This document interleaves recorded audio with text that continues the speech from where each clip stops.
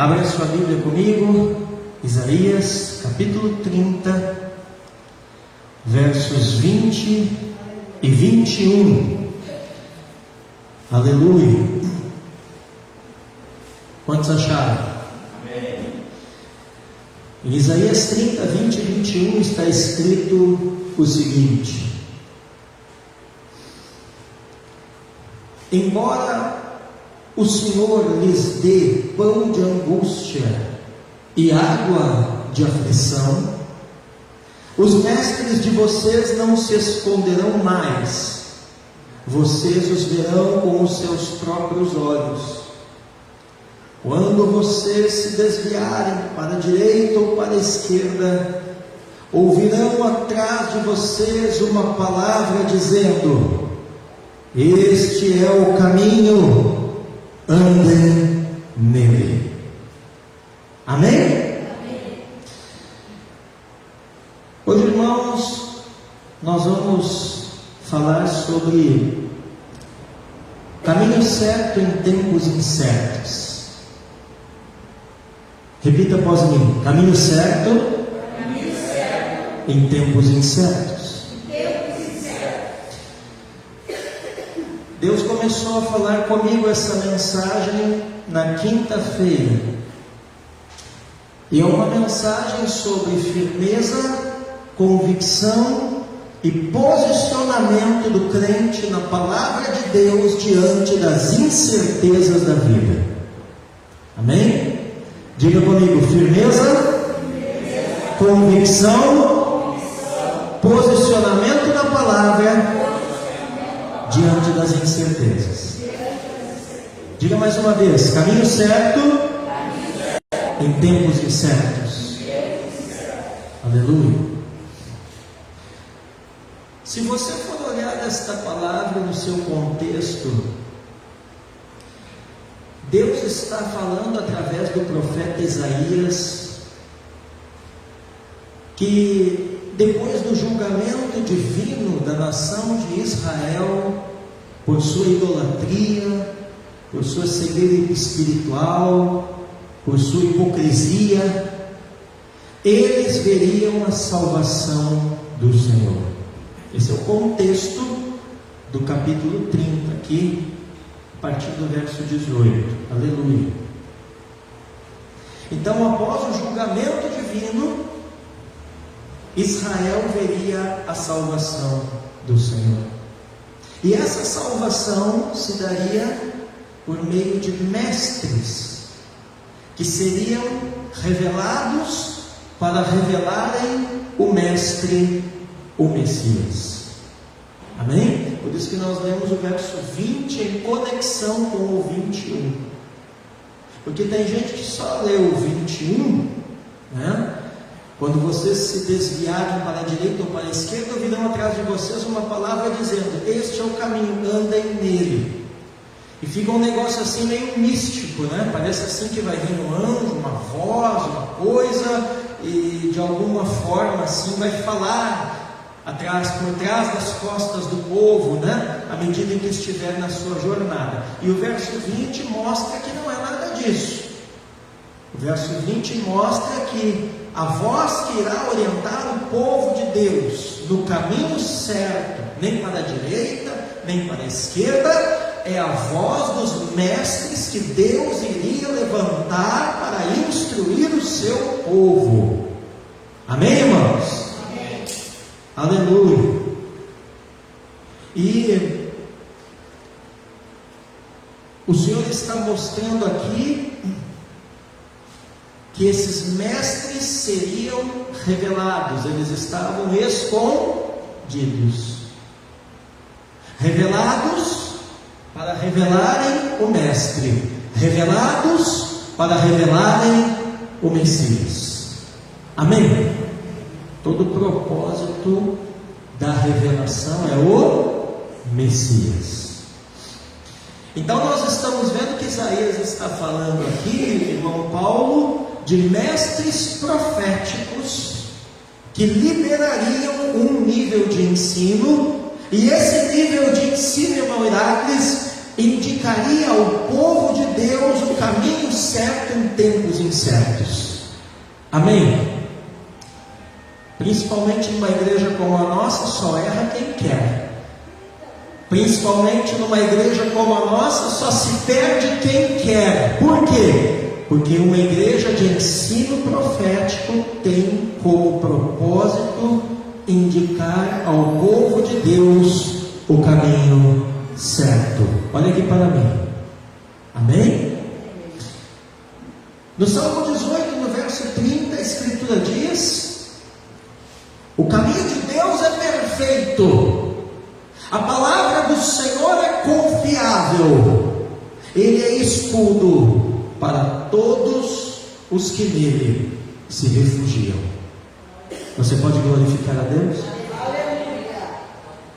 Em João 14, verso 6, o Senhor Jesus aparece dizendo: eu sou o caminho, a verdade e a vida, ninguém vem ao Pai senão por mim. Então essa promessa, que promessa? De um nível de ensino liberado ao povo de Deus, que os impediria de errar, que indicaria a eles o caminho certo em tempos incertos. Essa promessa não foi só para Israel. Essa promessa encaixa-se perfeitamente hoje, na situação atual em meio à qual vive a igreja, o povo de Deus. Quem é povo de Deus aí? Aleluia. E que situação é essa, irmão Luiz? Que situação é essa, irmã Milene, em meio à qual a igreja, o povo de Deus está vivendo? Diga comigo: tempos confusos. Tempos confusos. Eu não sei se sou eu, mas eu tenho quase certeza de que você também tem essa nítida percepção, tem essa nítida impressão que mais do que nunca vivemos em tempos confusos.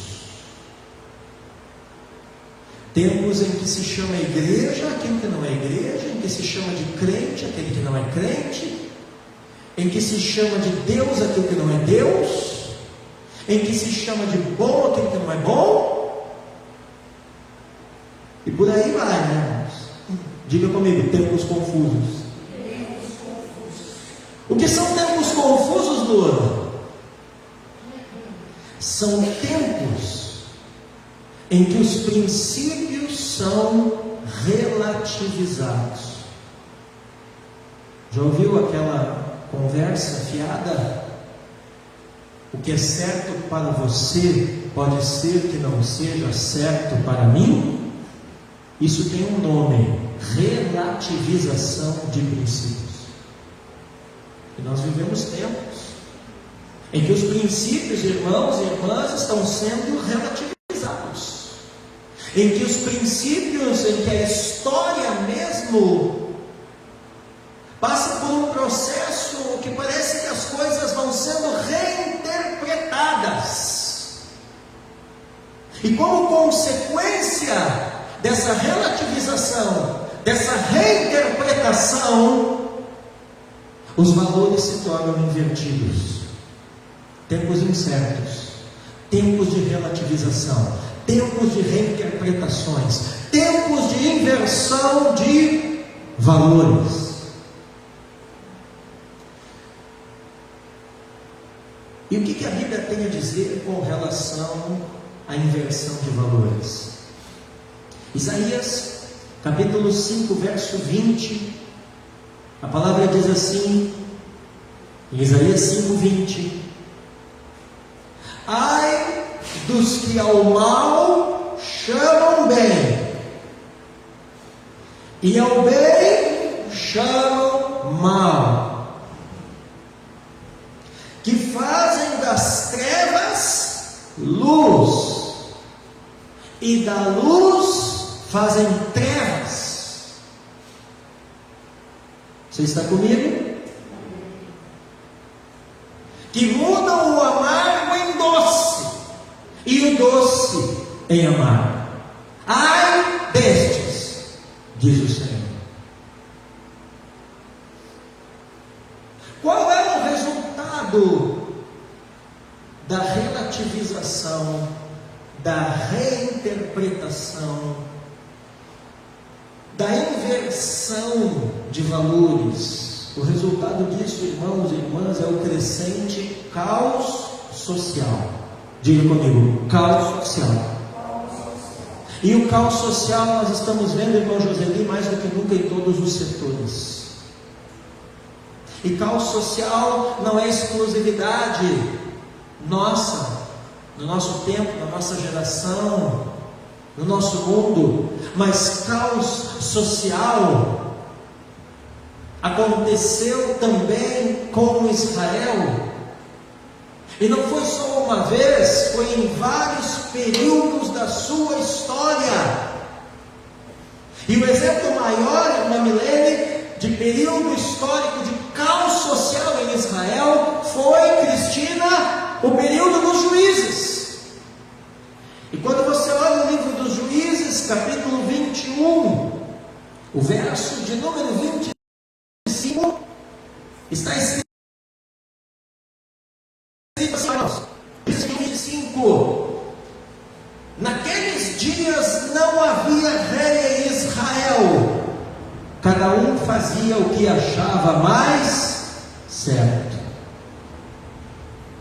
Agora me diga, não é assim nos dias de hoje? Em muitos lugares, na vida de muita gente, em muitas nações, em muitas famílias, em muitas igrejas, em muitas empresas, em muitos contextos, em muitos casamentos. Naqueles dias não havia rei em Israel, cada um fazia o que achava mais certo. Amém? Vocês estão comigo? Estão entendendo? Aleluia. Mas não adianta entender o problema sem apontar a solução. Sim ou não? E qual a solução para isso, irmãos? A solução para isso é o resgate do conservadorismo. É o resgate das tradições. É o resgate dos fundamentos. É o resgate das veredas antigas. É o resgate, irmãos, dos princípios que serviram como marcos, como balizas, como fronteiras, como limites para gerações passadas. Essa é a solução.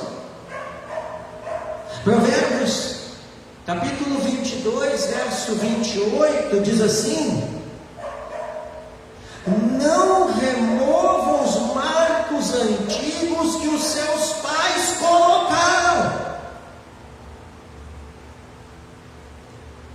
Por quê? Porque quando você remove, querendo ou não, gostando ou não, aceitando ou não, sabendo ou não, a consequência será o caos social. Será o caos em todas as áreas. Amém? Amém? Eu estou falando de caminho certo em tempos incertos. Aleluia. E o raciocínio é simples. Vamos ver quem e como acertou na solução dos problemas semelhantes aos nossos no passado, e vamos seguir os mesmos passos, adaptados, é claro, irmão Ivaldo, à nossa realidade presente. Essa é a solução.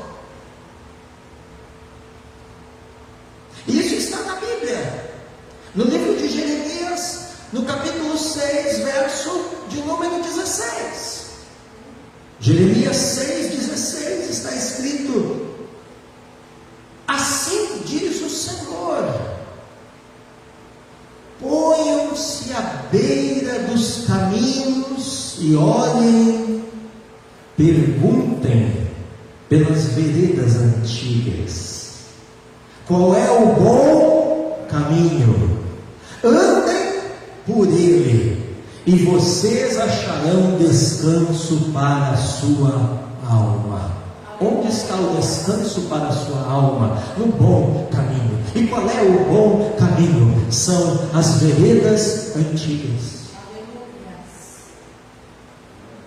São os princípios, os marcos, as balizas, as fronteiras, os limites das gerações passadas, que serviram de fundamento para os pais.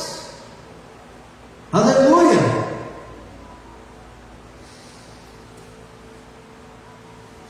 Só que Jeremias 6,16 termina dizendo assim, mas eles dizem, não andaremos nele.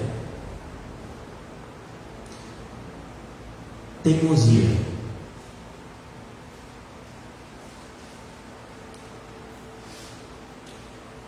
Todo teimoso sofre.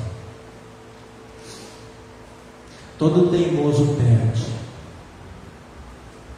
E a teimosia, no fundo, tem a sua raiz no orgulho.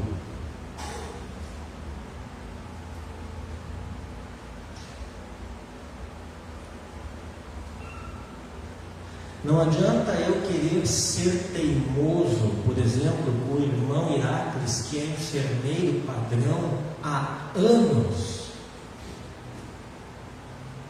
e querer fazer um curativo melhor que ele. Eu nunca vou fazer.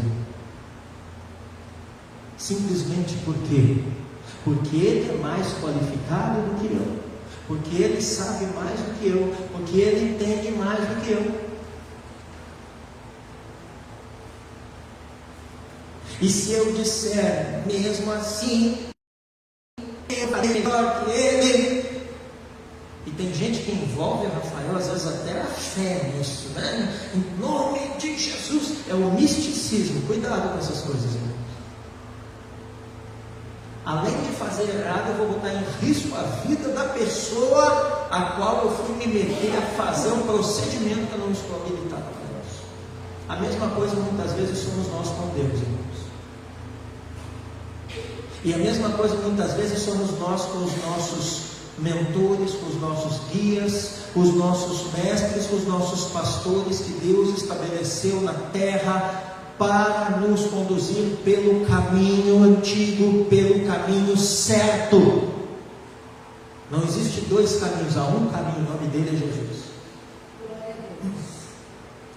E é o que Deus tem falado aqui na nossa congregação. Nós somos muito bons no individual, mas nós temos muitos problemas no coletivo. Sabe por quê? E esse é um dos motivos da nossa dificuldade de crescimento numérico aqui nessa congregação. Sabe por quê? Porque muitas vezes estabelecemos um caminho para o rebanho andar, mas nós temos um problema aqui com ovelhas que ainda têm dificuldade na área do orgulho. E eles dizem, não andaremos por ele. O pastor diz, é por aqui, mas eu vou por ali.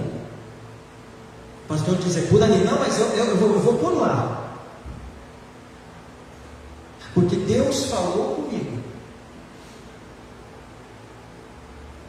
Porque isso, porque eu aquilo, porque eu aquilo outro, a particularidade, A, B, C, a exceção, D, E, F, a cláusula, o item. Irmão, tem crente que a vida dele é tanto argumento que parece aqueles contratos com letrinhas miúdas. Você já viu o contrato assim? Né? O artigo tal, a cláusula tal, a subseção tal, o item D, parte A. Então a vida dele é toda pautada, a vida dele é toda pautada em exceções. No fundo, isso aí é pecado de orgulho.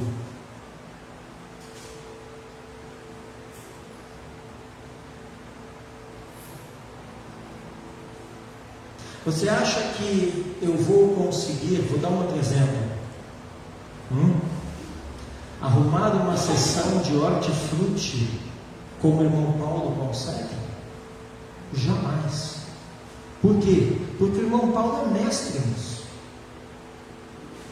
O irmão Paulo, eu tenho certeza que ele bate o olho no caminhão, quando os itens ainda estão encaixotados, e já sabe dizer se a qualidade da verdura, da fruta que está ali é boa, não é boa, se está passado, se não está.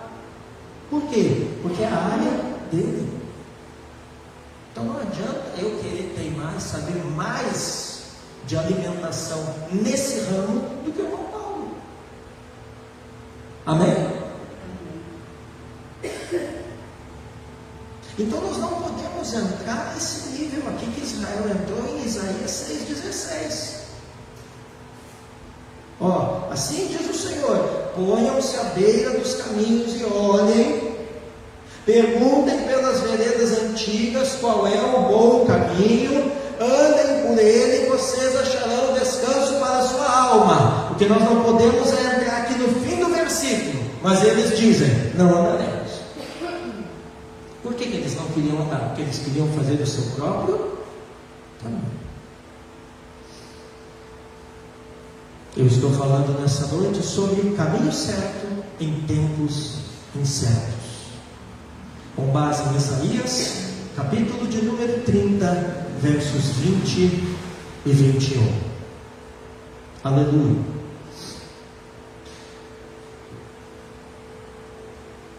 Irmãos, se de fato nada há de novo debaixo do sol, então os limites antigos não devem ser removidos. Por que quebrar a cabeça com problemas que as gerações passadas já resolveram muito antes de nós, e inclusive com muito menos recursos? Eclesiastes 1:9.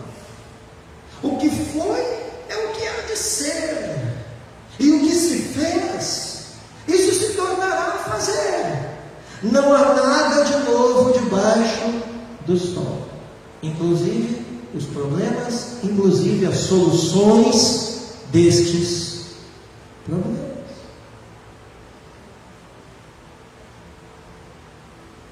Então, para solucionar o crescente caos social de nossa geração, para solucionar esse caos causado pela relativização e reinterpretação de princípios,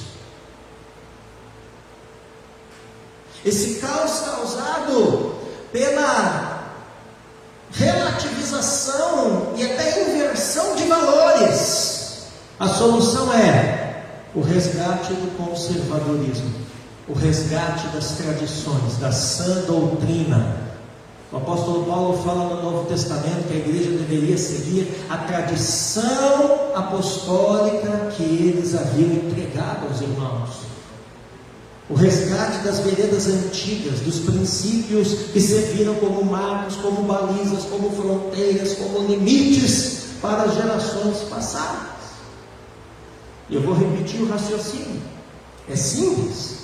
Vamos ver quem e como acertou na solução de problemas semelhantes aos nossos no passado, e vamos seguir os mesmos passos, adaptados, é claro, à nossa realidade presente. Amém, irmãos? Aleluia!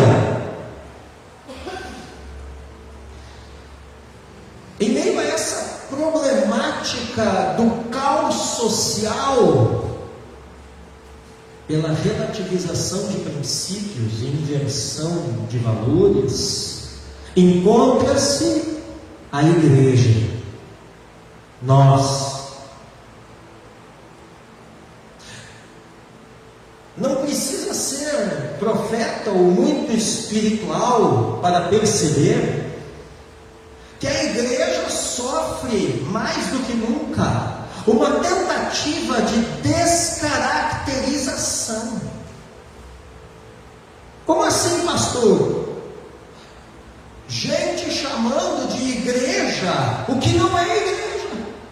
Gente chamando de irmão quem não é irmão. Gente chamando de evangelho aquilo que não é evangelho. E gente chamando de reino aquilo que não tem nada a ver com o reino de Deus. Nós estamos vendo, irmãos e irmãs, e você que me assiste pelas redes sociais, nós estamos vendo diante dos nossos olhos, Milene, a tentativa de substituir a igreja real por uma igreja virtual. A última moda agora é até o tal do igreja no metaverso, né? Assim como vários modismos já vieram e foram na trajetória da igreja. Mas eu quero que você entenda uma coisa nessa noite. Essa tentativa de substituição, essa tentativa de descaracterização da igreja, esse negócio de chamar de igreja o que não é, de chamar irmão quem não é, de chamar evangelho o que não é, de chamar reino aquilo que não é, se faz a partir de uma alegação, se faz a partir de um raciocínio. Talvez você já tenha ouvido alguém dizer isso para você, como eu várias vezes já ouvi. E a alegação é a seguinte, irmão Luiz: mas nós vivemos em um mundo, nós vivemos em uma sociedade plural. Já ouviram isso? Ou algo parecido com isso? Nós vivemos em uma sociedade plural, aonde esse seu discurso, essa sua pregação, pastor, não tem muito sentido, onde as tradições não são muito importantes no conceito de muitos. E realmente, irmãos, é verdade, nós vivemos em uma sociedade plural, só não justifica atitudes, essa pluralidade social não justifica atitudes que descaracterizam a igreja, tentando distorcer, suprimir, substituir os nossos princípios claramente definidos pelas Sagradas Escrituras. Amém? Quantos estão comigo? Amém. E eu quero te dizer que este é, de fato, o verdadeiro desafio da fé de cada cristão. Aleluia! Essa mensagem chama esse caminho certo em tempos incertos, mas poderia se chamar também o desafio da fé. Esse é o verdadeiro desafio da fé de cada cristão: viver num mundo plural de forma singular.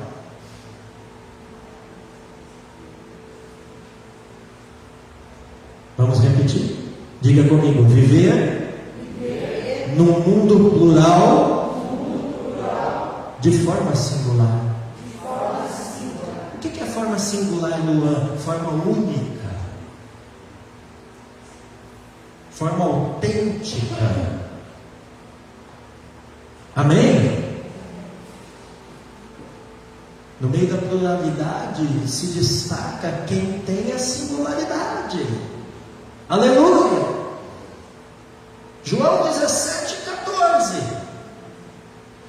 Eu lhes tenho dado a tua palavra e o mundo os odiou. Olha aí, eis, tudo que você pode esperar desse mundo, tá? Ódio. O mundo não é teu amigo, o mundo não te ama, o mundo não te quer. o mundo te odeia. Sabe por quê? Por causa de Jesus na tua vida. E a Escritura é bem clara quando ela diz: quem quer se constituir amigo do mundo será inimigo de Deus.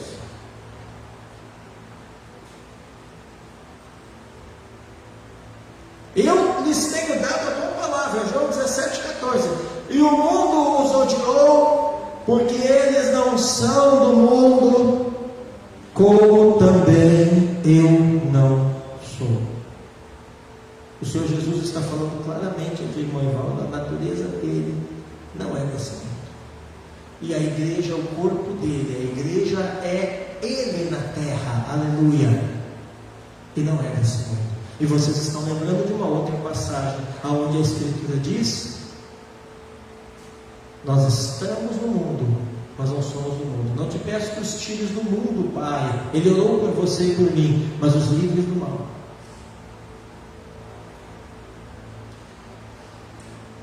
Então nós estamos falando que o desafio de todos nós, irmãos, e você que me assiste, é viver em um mundo que oferece vários caminhos, seguindo um único caminho. Viver em um mundo que oferece uma pluralidade, vários caminhos, de forma singular, seguindo um único caminho, o caminho certo em tempos incertos. Viver num mundo, Marlene, que alega ter várias verdades. Não é assim que o mundo diz: você tem a sua verdade, eu tenho a minha verdade. Relativização da verdade, né? Então nosso desafio é viver, irmão Edson, num mundo que alega ter várias verdades, seguindo uma única verdade. Não há várias verdades, há uma única verdade.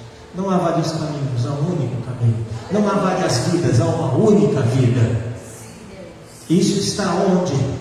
João 14,6. Jesus foi categórico ao responder: eu sou o caminho, a verdade e a vida. Singular. Ninguém vem ao Pai senão por mim. Ou seja, Jesus é o único caminho. Não fui eu, mas sim Ele quem disse. Não fui eu, mas sim o Espírito Santo que escreveu nas Escrituras pela instrumentalidade do apóstolo João. Sabe, irmãos, uma coisa que eu aprendi desde cedo na minha caminhada, e que é muito importante você ter em mente, é que uma vida cristã necessária e vitoriosa é uma vida de discernimento. Diga comigo: uma vida cristã necessária, vitoriosa é uma vida de discernimento. A igreja é projetada para ser a nação sacerdotal de Deus para a terra. E Ezequiel 44:23 fala do nosso chamado, dentre outras coisas. Isso aqui não era só um chamado para os sacerdotes no antigo Israel. Isso aqui é um chamado sacerdotal. Ezequiel 44:23 está escrito assim: os sacerdotes ensinarão o meu povo a distinguir entre o santo e o profano. Veja bem, não está relativizado aqui, não. Veja bem, Sheila, o que é profano para você pode ser santo para mim. Não. Os sacerdotes ensinarão o meu povo. O povo tem que aprender, o povo tem que saber, o povo tem que distinguir, Roselane. E cabe a nós, lideranças da igreja, ensinar. E glória a Deus que isso aqui é muito bem ensinado. Só não aprende quem não quer. Ensinar o quê? Distinguir o quê? Joseli, entre o santo e o profano. Amém? E lhe darão entendimento quanto à diferença entre o impuro e o puro. Há uma diferença.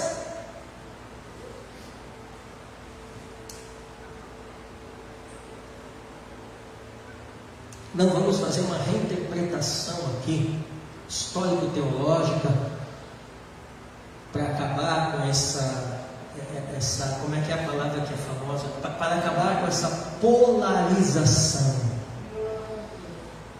Né? Isso está muito radical, isso está muito extremista, puro, santo, profano, né? E aí tenta-se fazer uma reinterpretação, mas eu volto com Isaías 5:20. Ai dos que ao mal chamam bem, que fazem e ao bem chamam mal, que fazem das trevas luz e da luz fazem trevas, que mudam o amargo em doce e o doce em amargo.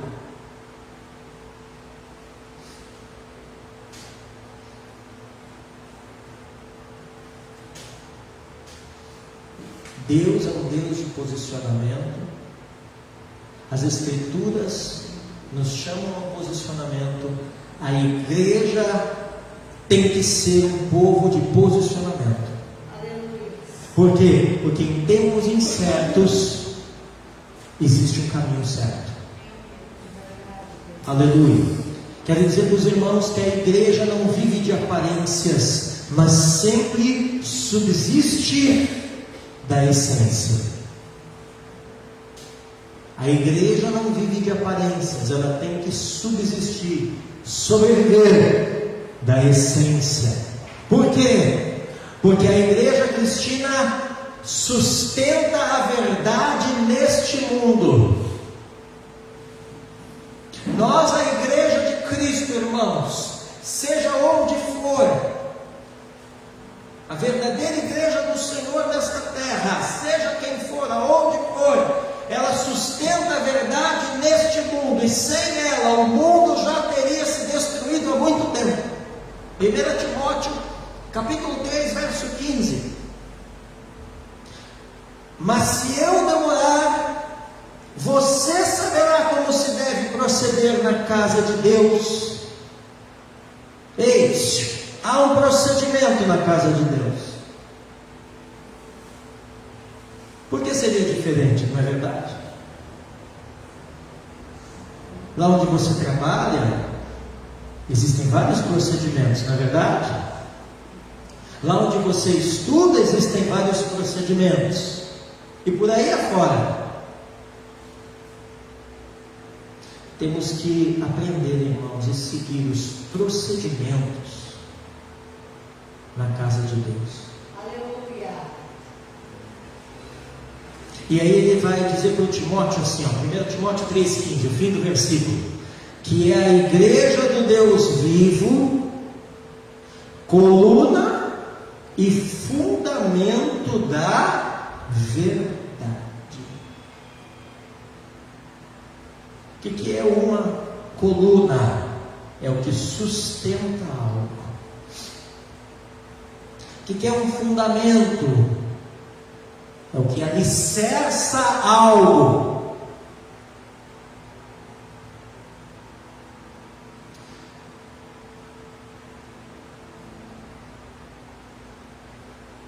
Tem como relativizar uma coluna? Por exemplo, está se construindo um shopping center. Aleluia. Aleluia. Aleluia. Oi. Aleluia. Esse é problema de cara.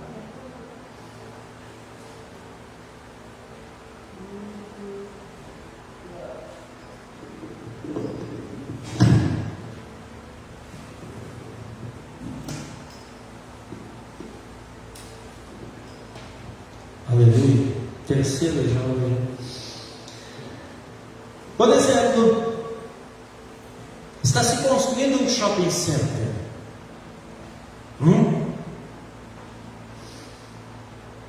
E aí lá no projeto diz que determinada coluna precisa ter uma ferragem tal, armada de tal maneira, com tantas 1000 toneladas de concreto. Mas aí chega o mestre de obras e diz assim: não, eu já construí muito na vida.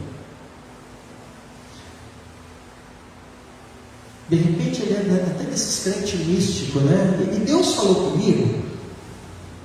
Então aqui nós vamos botar menos concreto. Porque veja bem, é relativo. O que é coluna de shopping center para o engenheiro que fez esse projeto, pode não ser para mim, não é para mim. O que você acha que vai acontecer? Você entra num shopping desse para fazer compra? Nem a pau. Por quê? Porque já é uma tragédia anunciada. Sim ou não? É a mesma coisa quando nós nos colocamos a relativizar coisas dentro da igreja.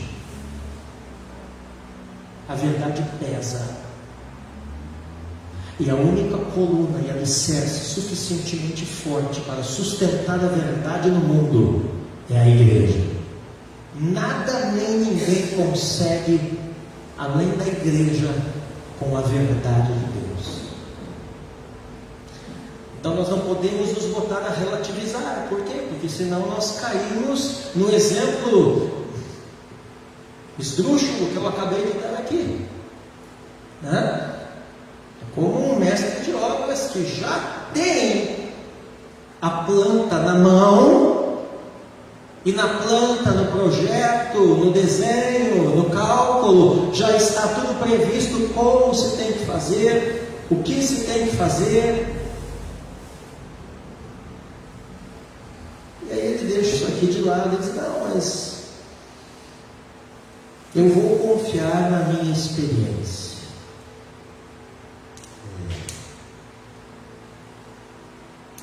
O pastor é muito radical, muito estudo na cabeça dele. Não, Deus falou comigo.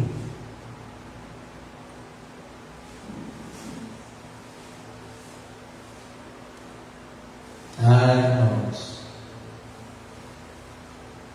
quantas vezes eu já vi desabamentos acontecerem na igreja por causa disso.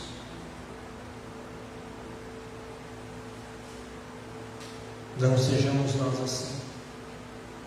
Não deixemos a relativização,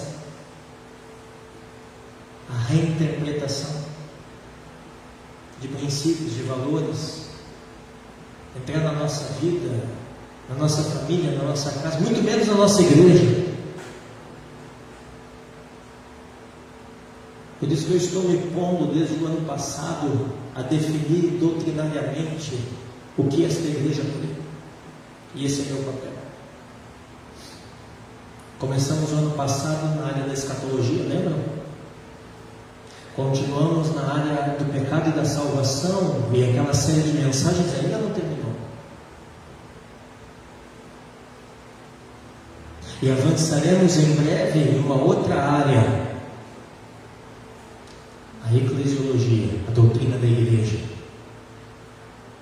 para não chamarmos de igreja o que não é igreja, para não chamarmos de irmão que não é irmão, para não chamarmos de evangelho o que não é evangelho, para não chamarmos de reino de Deus o que não é reino.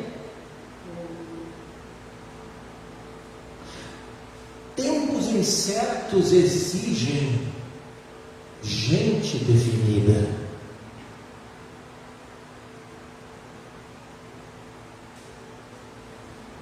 Então a verdadeira igreja não se move por emocionalismos, por modismos, por pressões, por aquilo convencionado pelo politicamente correto. Não. A verdadeira igreja se move por iluminação das Sagradas Escrituras. Salmo 119, verso 105. Lâmpada para os meus pés é a tua palavra. Amém? É luz para os meus caminhos. Glória a Deus. A luz da igreja é a Escritura Sagrada. E uma leitura essencial para cada verdadeiro cristão nos dias de hoje é a seguinte. Vamos fazer a aplicação pessoal disso, né? O que das Escrituras tem sido iluminado pelo Espírito Santo em nossos dias? Essa é uma pergunta que nós devemos fazer e que nós devemos responder começando pela nossa própria vida, pela nossa própria congregação. O que das Escrituras o Espírito Santo tem iluminado em nossos dias? Por que isso é importante, irmã Milene? Porque da resposta correta a essa pergunta depende o caminhar vitorioso da igreja em nossa geração. Porque quando a igreja consegue responder, quando eu e você conseguimos responder a essa pergunta, nós movemos por iluminação das Escrituras, e não por emocionalismo, modismo, pressão, politicamente correto, isso e aquilo outro.